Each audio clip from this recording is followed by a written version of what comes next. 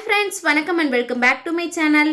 உங்கள் வீட்டில் சத்து மாவு நிறைய இருக்குது, ஹெல்த்தியாக ஏதாவது செய்யணும்னு நினச்சிங்கன்னா இந்த வீடியோவை மறக்காமல் சர்வ் பண்ணிவிட்டு இந்த ரெசிபியை ட்ரை பண்ணி பாருங்கள். இன்றைக்கி செய்ய போகிறது சத்து மாவு கேக்கு தான். இது செய்யறதுக்காக ஒரு ஜாரில் தேவையான அளவு சர்க்கரை எடுத்துக்கலாம். சத்து மாவோட இனிப்புக்கு ஏற்ற மாதிரி சர்க்கரை எடுத்துட்டு அது கூடவே 2 ஏலக்காயும் எடுத்து நல்லா பொடி பண்ணிக்கலாம். பொடி பண்ணி வச்சிருக்கிற சுகர் கூடவே ஆயில் சேர்த்திக்கலாம் 2 ஸ்பூனு. எந்த வாசம் இல்லாத ஆயில் வேணாலும் இதுக்கு சேர்த்திக்கலாம். இது கூடவே எக்கோட ஒயிட் மட்டும் சேர்த்திக்கிறேன். எல்லோ தேவையில்லை, ரொம்ப ஸ்மெல் வரும். அதனால ஒயிட் மட்டும் சேர்த்திட்டு கொஞ்சமாக பால் சேர்த்திக்கலாம். அப்போ தான் ஒரு க்ரீமி டெக்ஸ்சர் இதுக்கு கிடைக்கும்.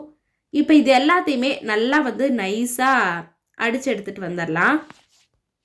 இந்த எக்கு, ஆயில், சுகர் எல்லாம் சேர்ந்து அடிபட்டு வரும்போது இது மாதிரி ஒரு க்ரீமி டெக்ஸ்சர் நமக்கு கிடைக்கும். அதை ஒரு பவுலில் ட்ரான்ஸ்ஃபர் பண்ணிவிட்டு சத்து மாவு தேவையான அளவு சேர்த்திக்கலாம்.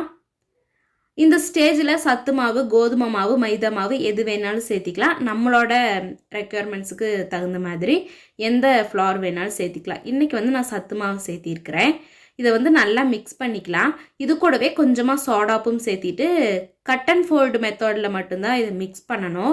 எப்பவுமே கேக்கு நல்லா சாஃப்டாக வர்றதுக்கு ஒரே ஒரு டைரக்ஷனில் மட்டும்தான் மிக்ஸ் பண்ணணும். அது கட் அண்ட் ஃபோல்டு மெத்தடில் மிக்ஸ் பண்ணனோம்னா கேக் நல்லா சாஃப்டாக வரும். இதை இனியொரு டைரக்ஷனில் நம்ம மிக்ஸ் பண்ணக்கூடாது. அப்படி மிக்ஸ் பண்ணனோம்னா கேக் சாஃப்ட் இல்லாமல் ஆயிரும். இப்போ கேக் பேட்டர் ரெடி ஆயிடுச்சு. நம்ம ஒரு ஸ்பூனில் எடுத்து இப்படி மேலே தூக்கணும்னாலே நல்லா மடங்கி மடங்கி விழுகும். அதுதான் கரெக்டான கன்சிஸ்டன்சி. இப்போ ஒரு குக்கரில் கீழே மணல் அப்படி இல்லைன்னா உப்பு சேர்த்திட்டு 10 மினிட்ஸ் ப்ரீ ஹீட் பண்ணி எடுத்துக்கலாம். அதுக்கப்புறமா இது மாதிரி எங்கிட்ட கப் கேக்கோட மவுல்டு இல்லாதனால நம்ம வீட்டில் இருக்கிற அந்த டீ கப், 1 யூஸ் கப்ஸ் எல்லாம் இருக்கும்.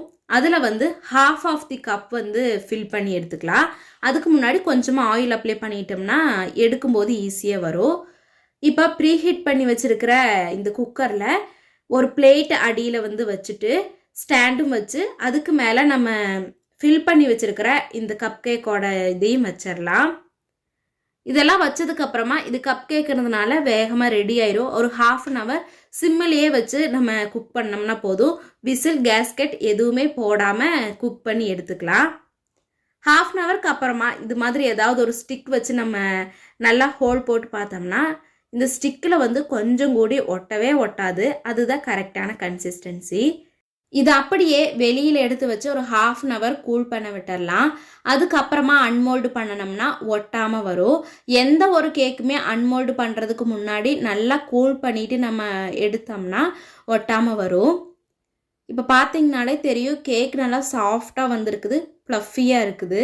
நீங்களும் இதே மாதிரி ஹெல்த்தியான ரெசிபியை உங்களோட குழந்தைங்களுக்கு செஞ்சு கொடுத்து பாருங்கள். கண்டிப்பாக என்ஜாய் பண்ணி சாப்பிடுவாங்க. வீடியோ பிடிச்சிருந்ததுன்னா இது மாதிரி நிறைய ரெசிபீஸ்க்காக நம்மளோட சேனலை லைக் அண்ட் சப்ஸ்கிரைப் பண்ணிக்கோங்க.